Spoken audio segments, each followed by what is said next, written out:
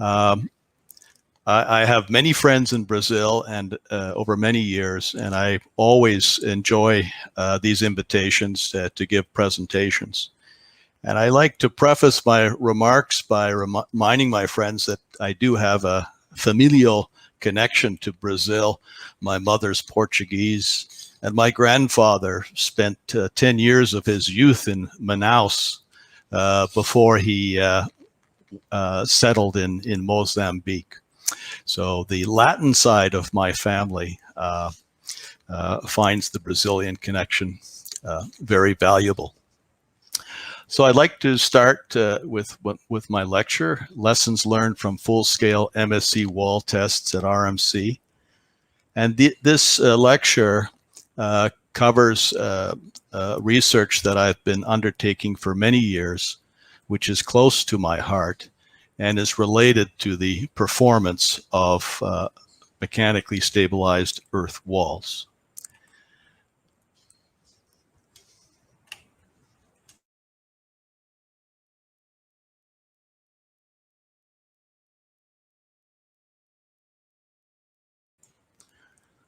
Okay,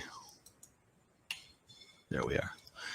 So I'm not sure whether my mic may have been muted before, but let's get started with this lecture, which I had mentioned is a subject which has been the focus of much of my research over the last few decades.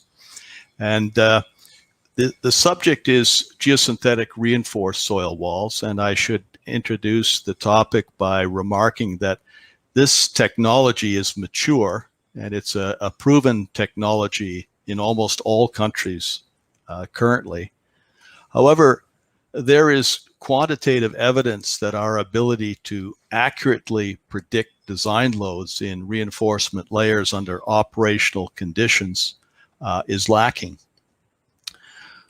So how do we know this?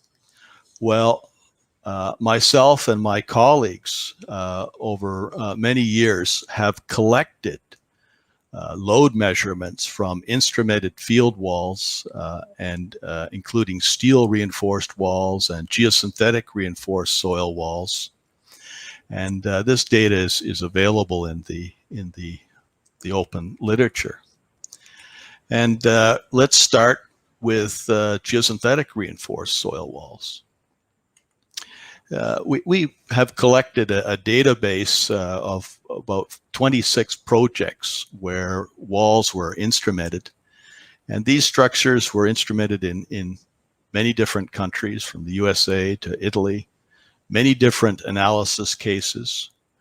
And these structures were important because we had good information on the soil properties and on the reinforcement properties, and the walls were monitored for a sufficient period of time that we could develop confidence in the measurements.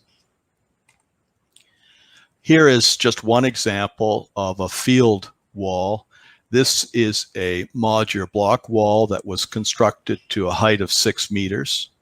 And here in this slide on the right, you can see the reinforcement. This is during construction. These are extensometers and inclinometers. And the reinforcement was instrumented with strain gauges.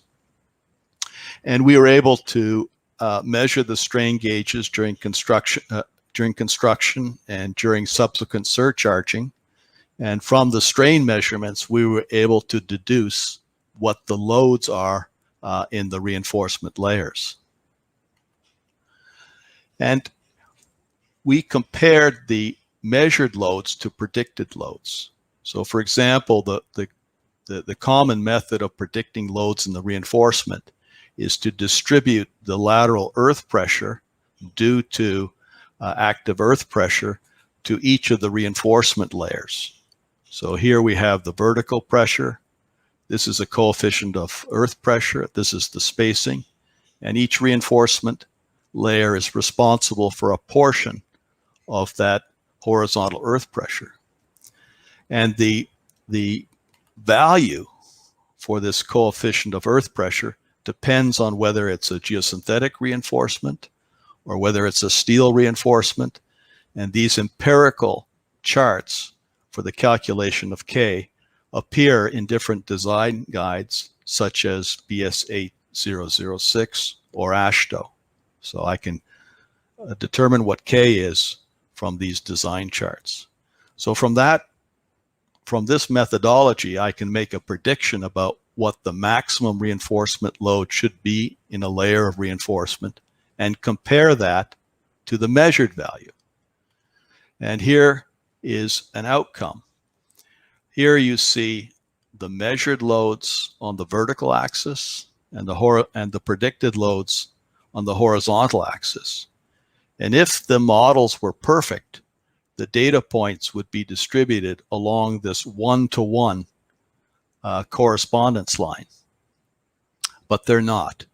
What we find is that on average, the measured values tend to be about 1/3 of the values that we predict. So it's quite obvious that the models are excessively conservative.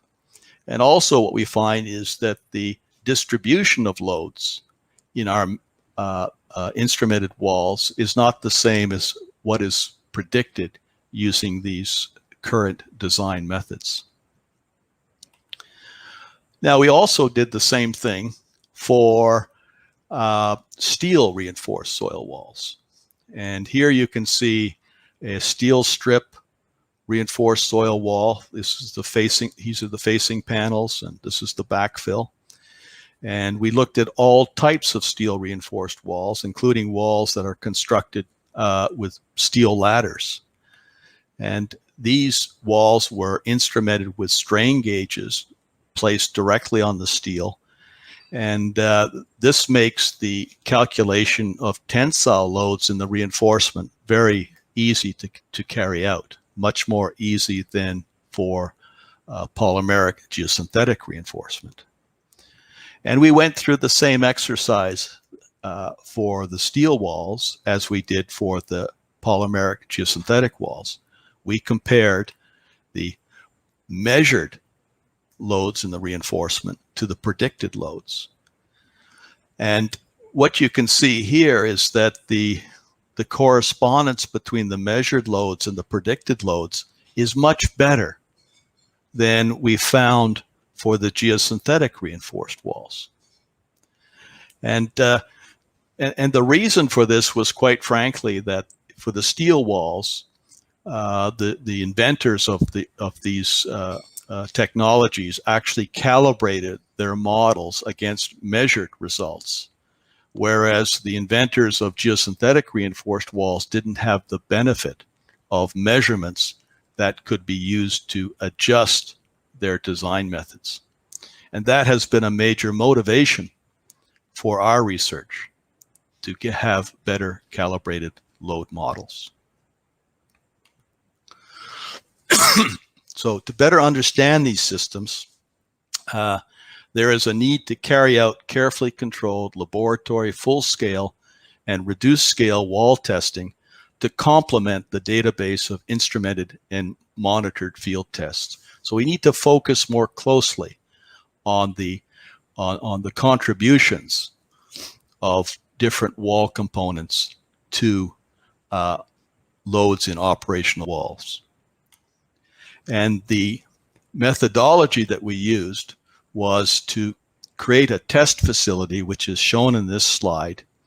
It's basically a very large container, and you can see the side walls here. And the walls are built inside the container. And here you can see the facing of a reinforced soil wall built with modular blocks and layers of reinforcement, which extend into a backfill almost 6 meters away. And the volume of soil in these tests is about 70 cubic meters. And after the walls have been constructed, we can surcharge them uniformly using an airbag system to take the walls well beyond serviceability conditions up to failure. This slide shows a wall under construction. We're inside the test facility looking towards the front of the wall. And here we have a nice sand fill. On the sides of the test facility, you can see the friction reducing membranes, which are used to attempt to generate plane strain conditions. This slide shows a wall which is about 1/3 complete. And you can see the reinforcement, and you can see a hint of extensometers and strain gauges that were mounted on each reinforcement layer. And this slide shows a cross-section of the control wall that we built for this series of walls. They were 3.6 meters in height. You can see the modular block facing, reinforcement layers with strain gauges and extensometers. We measured the connection loads with the facing. We measured the horizontal displacement of the facing, the settlement of the backfill, and we even measured the horizontal and vertical toe loads at the wall facing and earth pressures at the bottom of the test sections. In fact, there were more than 300 instruments in each test.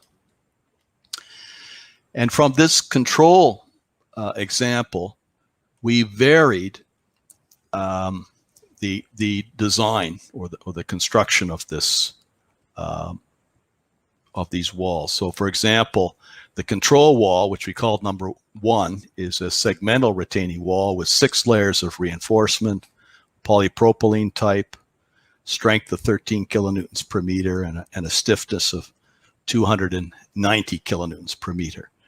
And then we built a series of walls in which we changed the facing type, the number of reinforcement layers, the polymer type, the reinforcement strength, etc. And effectively what we did is we changed one parameter from the control wall in each subsequent wall so that we could isolate the influence of that parameter on wall performance. So here we see the control wall again, 3.6 meters in height. It has a facing batter of 8 degrees from the vertical, 6 layers of reinforcement. And here we see another wall. It's identical to the control wall, except that the facing has been constructed at 25 degrees from the vertical.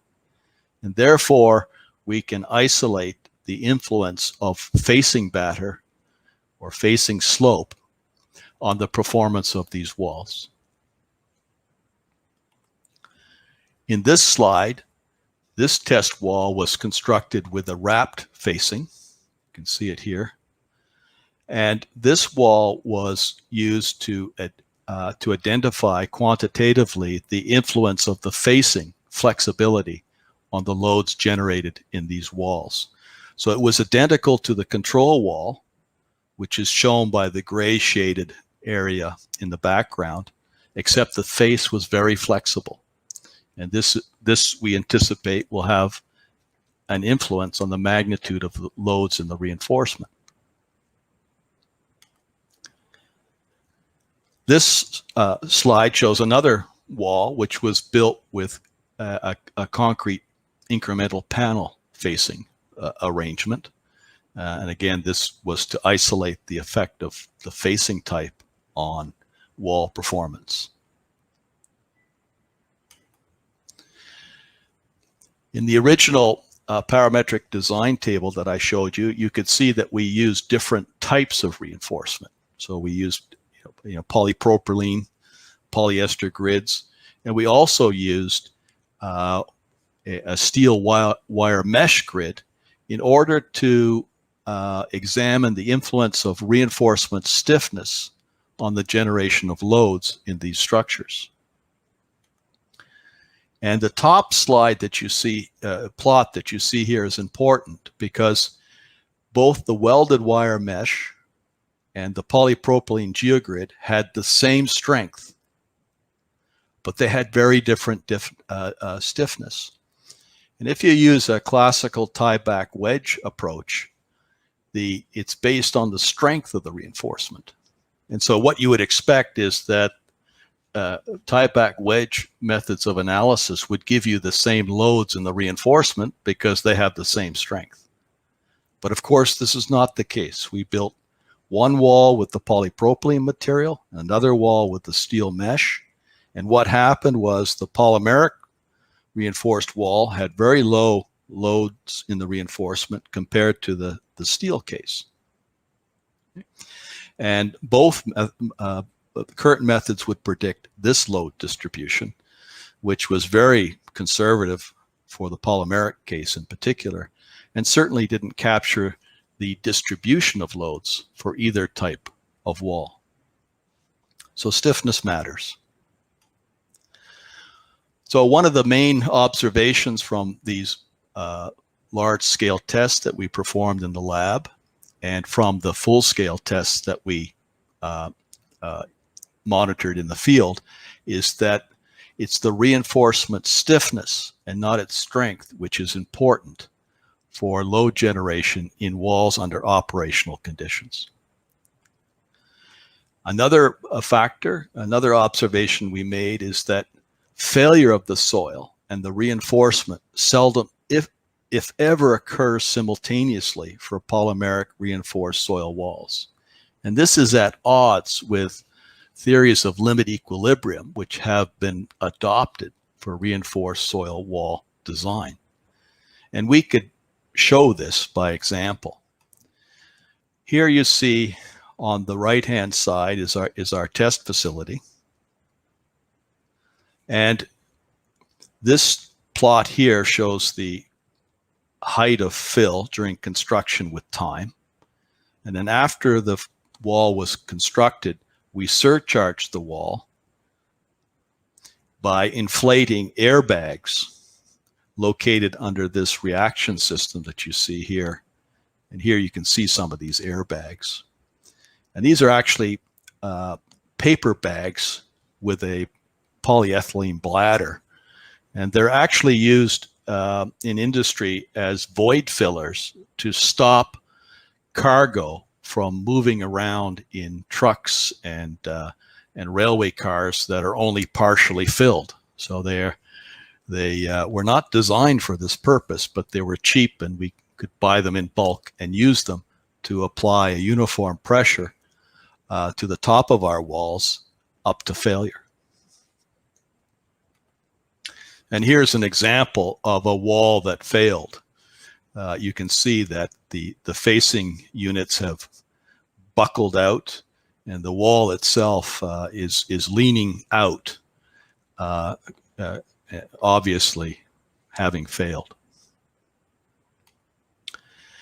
After each of these tests was complete, we removed the surcharging system and exposed the top of the fill. So here's the face of the wall in the back. And here you can see a failure scarp, which has presented at the top of the fill. This slide gives you an oblique view. So here's the facing. And then here there's a slump, and you can see a crack. And this is the exit point for the internal failure plane that eventually developed when this wall was taken to failure well beyond serviceability conditions. And one of the benefits of this type of construction is that as we were able to excavate the soil in thin layers from the top to the downward, and we could actually follow the failure scarp inside the reinforced soil zone and compare that to the theoretical scarp or internal failure plane, which is based on active earth pressure and Coulomb theory. And what you can see is the observed failure surface falls inside the predicted value. You can also see by superimposing this failure surface onto the profiles of strain that were recorded in the reinforcement prior to failure, that you can see the peak strains more or less coincide with our expectation of where they should be based on this tieback wedge approach at the point of collapse. And this slide shows a layer in that particular wall which has been exposed carefully by removing the soil above it. And you can see this slope in here, which is the location of the internal failure surface. And what you can see is that the reinforcement hasn't failed. The soil failed before the reinforcement failed. And that's because these geosynthetic reinforcement materials are quite flexible, and they can suffer a relatively large amount of strain compared to the soil before the structure collapses. So this is at odds with the notion of limit equilibrium, where everything that provides resistance is assumed to fail at the same point. So some important observations that we made is that from our field walls and our laboratory walls, what we found was that if the maximum reinforcement strains were less than about 3%, there was no physical evidence of failure. In other words, there was no cracking of the backfill, no excessive deformation of the wall, etc. And in fact, looking at many different full-scale walls in the field, most walls do not experience reinforcement strains beyond about 1%. So there's a lot of excess capacity in typically constructed and designed geosynthetic reinforced soil walls. The RMC test facility is still in operation, and we have the pleasure of visiting a Brazilian student, Kelly Borger, who is supervising and analyzing a series of tests that are ongoing. And this shows an inside view of a reinforced soil wall which has been constructed with steel strips. And here you can see the back of the facings. So this work is ongoing, courtesy of Kelly Borger and my colleague, Dr. Greg Siemens at RMC. Now, one of the things about the full-scale experiments, which I'm sure all of you can appreciate, is they are very expensive and time-consuming. At the peak of production, and when we were doing these walls, we could build and instrument and test a maximum of 2 of these full-scale walls in a year, and sometimes only 1 in a year. So there was motivation to move to smaller scale walls and wall models, such as what you see here. So we did a series of tests in which we reduced the scale of our walls by a factor of 6, but otherwise built essentially the same structures. So here you can see the facing, here are the load cells, and after the wall was constructed, we could surcharge it the same way that we had done with the full-scale tests. So here's a cross-section of one of these small-scale walls.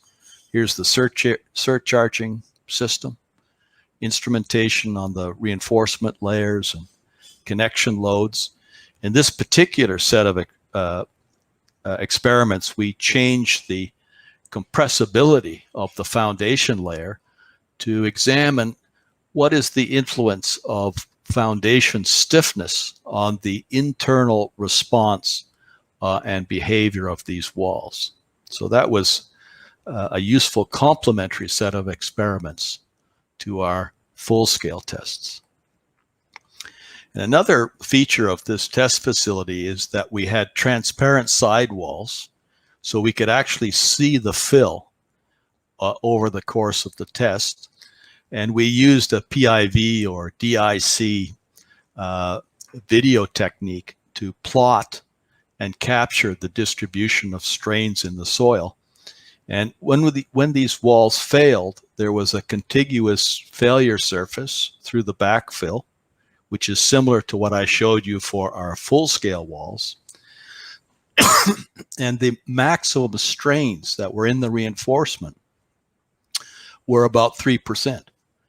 And this neatly was in sympathy with the observation in full-scale walls that if you can keep the strains in the reinforcement less than 3%, you can be sure that there will not be a contiguous failure surface in the reinforced soil zone. So this is an important serviceability criterion that should be observed in practice.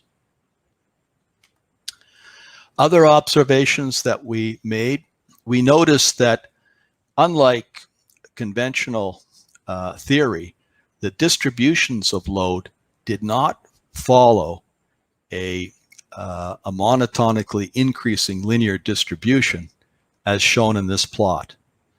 Now, according to conventional tieback wedge methods, the distribution of loads should follow a triangular distribution. But what we found was a bilinear distribution was better able to capture the wide range of loads that we actually observed, both in our laboratory scale models, but also in the field. Another important observation was that maximum loads in the reinforcement were more likely to occur at the connections than at locations predicted by that internal failure mechanism that I showed you before. If you design a wall to fail, then the maximum loads and strains will fall on the internal failure plane. But under serviceability operational conditions, which is over the lifetime of the structure, this is not the case. For example, here is a slide we've seen before. This is a wall that was built with incremental concrete panels. You can see them here. And we instrumented the connections, and we attached strain gauges along the length of each reinforcement layer, including close to the connections. And what we found was that under operational conditions, the maximum strains were at the connections. Okay? There were locations of peak strains further back, but the maximum values were at the connections. So what was the reason for that? Well, during placement of the fill, compaction of the fill, and outward movement of the facing, there is a down drag force which is developed at the back of the facing that puts additional parasitic strains and loads onto the reinforcement at the connections. And these additional loads cannot be predicted using classical limit equilibrium design methods. Now, this was not an artifact of our experimental method in the lab. We have seen this in full-scale instrumented walls in the field. And this is just one example. You can see on the left-hand side a full-scale production wall, and this is some instrumentation. And here you can see strain gauges, etc. And at the end of construction, we were able to plot the strains along the length of the reinforcement layers. And here again, we see this, the highest strains being recorded close to the connections. So this should be taken into consideration during design. Other useful observations that we've made is that reinforcement creep under constant load leading to creep rupture does not occur in practice. Loads are reasonably constant, although some stress relaxation may occur with time. Okay. And here's some evidence from the same wall that I showed you in the previous slide. We were able to measure the strain, the maximum strain in the reinforcement with time since end of construction. And you can see that, almost 2.5 years after construction, there has been a linear increase in strain with the log of time, but the rate is so low that it's almost flat. So if we go out even another log cycle or two, our strains will remain low, and certainly well within that 3% strain criterion that I mentioned earlier. So creep is not a practical concern for the design and analysis of these structures, as you would think based on current design codes. So practical consequences of these monitored walls: reinforcement loads under operational conditions are much less than loads predicted using current limit equilibrium-based methods. The result is that we tend to put an excessive amount of reinforcement into these walls, perhaps 2 or 3 times more than we actually use. We tend not to put the reinforcement where it's most needed. And, folks can argue that, oh, okay, that just means we're going to be excessively safe. But one of the penalties of having poor model accuracy, it's very difficult to calibrate these models for load and resistance factor design. And a lot of the work that I'm doing most recently has been to calibrate load and resistance design methods. And the only methods that really work are methods which have been corrected for the excessive load predictions that I've just mentioned. So how do we fix it? How do we fix this problem? Well, in current design methods, we calculate the maximum load in the reinforcement using this distributed earth pressure approach, where we calculate the vertical pressure at the location of the reinforcement. We multiply it by a coefficient of earth pressure, multiply it by the spacing, and that's the load in the reinforcement. And you can expand this equation and equate K to a normalized coefficient of earth pressure. And what we did simply is we took this current method and we introduced a series of empirical correction factors that you can see here that correct the prediction for Tmax based on the stiffness of the reinforcement, the flexibility of the facing, how much cohesion is in the backfill, etc. They're all empirical corrections based on observation. And when we use this method, you can see that while we had this poor and generally excessively safe model for the prediction of measured tensile loads, this equation and this so-called stiffness method ended up with a much better prediction where the measured and predicted values fell more closely along the one-to-one correspondence line. Now, this equation sometimes scares persons because there's lots of terms, but for most walls, for example, walls that are not surcharged, they have a vertical facing, they are constructed with soils that don't have any cohesion or much cohesion, the equation simplifies to the version that you see down here, which is basically only 3 more coefficients than what we're currently using. And one of the benefits of this method is that its accuracy has been recognized, and this stiffness method has been adopted by AASHTO as the specified design method for the internal design of reinforced soil walls.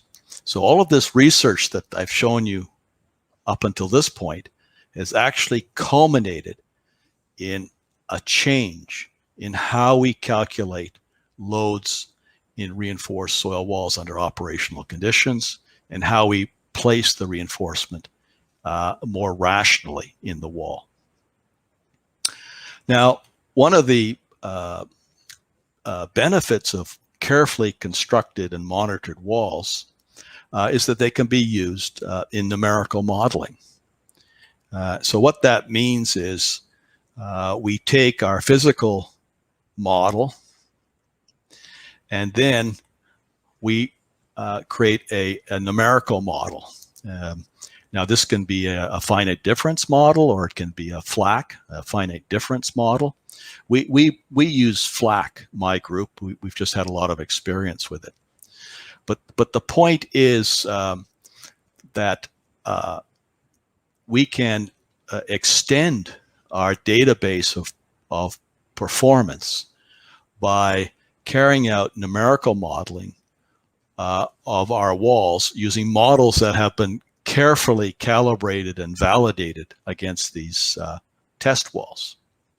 And so we can, at the very least, we can create nice cartoons that show the shear zone in the soil at under surcharge, and we can look at the distribution of strains in the reinforcement, etc. So we can extract this data and learn more. And we can compare the accuracy of these models to numerical models to our physical models. And there's been a number of these papers that have been published. This shows one of our walls with a flexible facing. This is a very, very flexible facing. And we can then, we can measure the peak strains in the reinforcement, which are the blue symbols that you see here with a range of variability. And then the numerical results, depending on what type of model you have, are shown by the triangles and the open square symbols, and they fall, pretty well within the accuracy of our measurements. And then you can see the current design method in AASHTO, which is very conservative, and then our stiffness method, which tends to underpredict the stiffness method because this is a very, very flexible wall. You would never build it in practice. And so it tends to underpredict the measured and numerical results. So the point is that we can use these calibrated models to explore other scenarios, different types of reinforcement, different stiffnesses, different heights of wall, and the like. And then we can superimpose on these plots of predicted loads versus measured loads our physical data with our numerical data. And if our models our numerical models are accurate enough, we should basically get the same sort of accuracy between the numerical models and the physical models if we actually had physical models that were, say, 6 meters high or 9 meters high. So we can create synthetic data, essentially. Now, one of the problems with numerical modeling is that there are some very complicated interactions between the materials that make up these walls. We have a backfill soil. Soil is a very complicated material, as we all know, particularly to model. We have polymeric materials, which are very difficult to model. We have concrete facings, and all of these component materials have complicated interactions, including, for example, the load strain behavior of the reinforcement, as you can see up in here. And so we've developed some rather sophisticated models that allow us to predict the stiffness of the reinforcement with strain level. So as you strain the material, one of the complications of these geosynthetic materials is the stiffness goes down with strain. So there's not a linear stiffness with strain as we expect, for example, with steel. So we've had to develop models to capture this load strain time behavior of these materials. Another consideration is the problem of the interface load transfer between the soil and the reinforcement, which may be modeled by some sort of spring and slider type of interface, which is common in numerical packages. But how would we determine what those parameters are? Typically what we try to do is we carry out, pull-out tests, such as you see here, and we monitor a couple of points on the interface, or we may carry out a direct sliding test to try and figure out what these sliding parameters might be. But this is not entirely satisfactory because we really can't observe what's happening at the interface. So this shortcoming motivated us to investigate a method of examining the pull-out behavior of reinforcement materials in soil using a transparent soil. And this was an interesting exercise. So what is a transparent soil? Well, the transparent granular particles are mixed with a matching fluid that has the same refractive index. And we found a fused quartz material that you can see here in two different sizes. And it looks like crushed glass, but it is a fused quartz, special high temperature fused quartz. And if you inundate that material with a fluid that has the same refractive index, you can see through it. So here this is what the material looks like when it's dry, and when it's fully saturated with this mineral oil, you can actually see through it.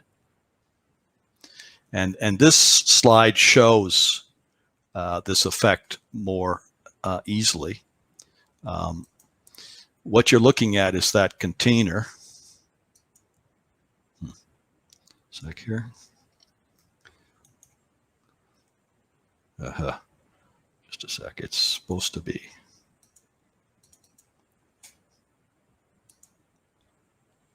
Okay. I don't know. Just bear with me. Sorry. No. Okay.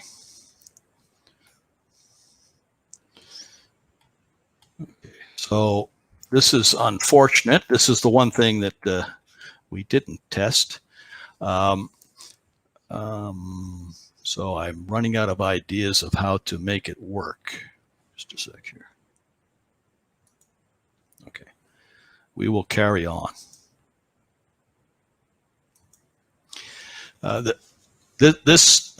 Basically, this slide shows this section, this portion of the granular material being saturated and progressively exposing the reinforcement to view. Okay. Now, this is all very nice, but does this granular material, when it's saturated, behave as a typical sand? So we tested this material using conventional geotechnical laboratory equipment like Traxial test equipment, and convinced ourselves that the material behaves as we would expect for a coarse, relatively dense material. And you can see the stress strain and volumetric strain curves. They're classical in shape. Then we built a pull-out box in which we could place the reinforcement layer in this transparent soil. We could pull the reinforcement in this direction using an actuator. And at the same time, we could look up through the bottom of the pull-out box, which has a transparent glass bottom. And this is what the test facility looks like. This is the pull-out apparatus. There's the actuator. The reinforcement is pulled out in this direction. And this is part of the surcharge system so that we could increase the vertical pressure acting on the reinforcement. And then below the test facility are these cameras that could then record what is happening to the reinforcement during pullout. And this is what it looks like from the bottom. So imagine you're lying on the floor looking up at this pullout test. Here's the clamp that's attached to the reinforcement. It's pulling it in this direction. And here's the reinforcement.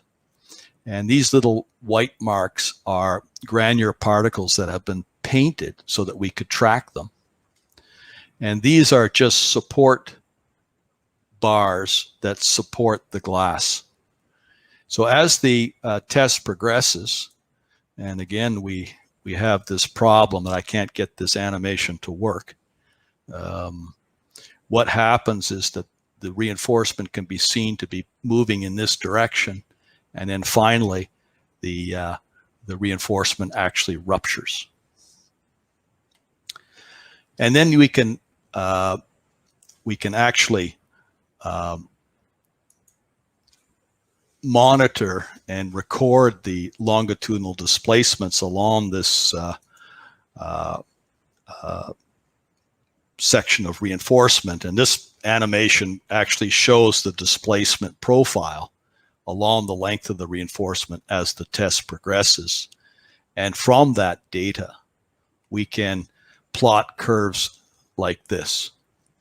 So here, what you see is the reinforcement inside the pull-out box. This is the clamp that drags it out in this direction.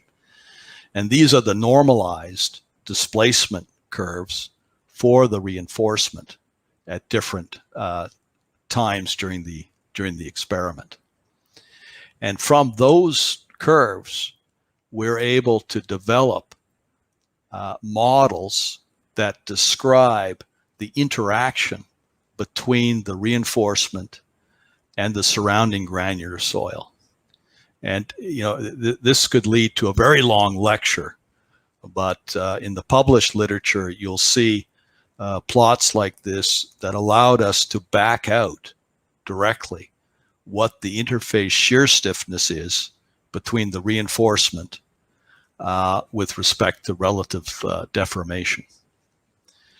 So this allowed us to, as I say, to develop more sophisticated models for the interaction between the reinforcement and the granular soil, which we all understand is very complicated. So the topic of invisible soil, of course, has attracted much interest, and most people actually prefer this part of the presentation than the full-scale testing. So if you're interested in the use of this transparent soil, then there are a number of publications that you can find very easily by just doing a search on my name.